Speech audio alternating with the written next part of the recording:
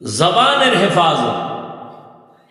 এই একই জিহ্বা দিয়া একটা অপরিচিত মাইয়ারে ধইরা দুইজনের সামনে কয় তুই আমার স্ত্রী, আমি কবুল করি। তুই কি কথা? আমিও কবুল। জিহ্বার এক কথায় কি হয়ে গেল? জীবন সঙ্গিনী হয়ে গেল।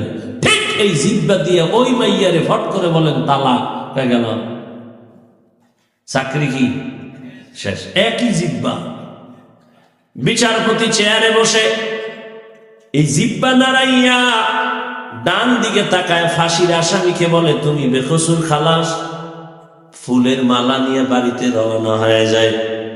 আবার এই বিচারপতি এই জিহ্বা নাড়াইয়া নিরপরাধের যদি কয় পুলিশ হ্যান্ডকাপ লাগাও, ফাঁসির আসামি হয়ে যায়।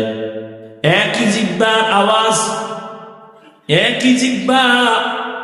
আমার এই জিহ্বার দ্বারা প্রমাণ করে আমি ভালো না খারাপ। এই জিহ্বাটারে কন্ট্রোল করা বড় কঠিন।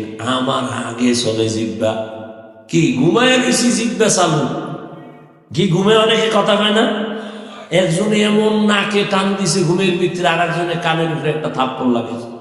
ও তো টের হয় না। আরে গালি উঠে ডাইনে পাবে, গালিগুলি দিয়ে হইয়ে বসছে।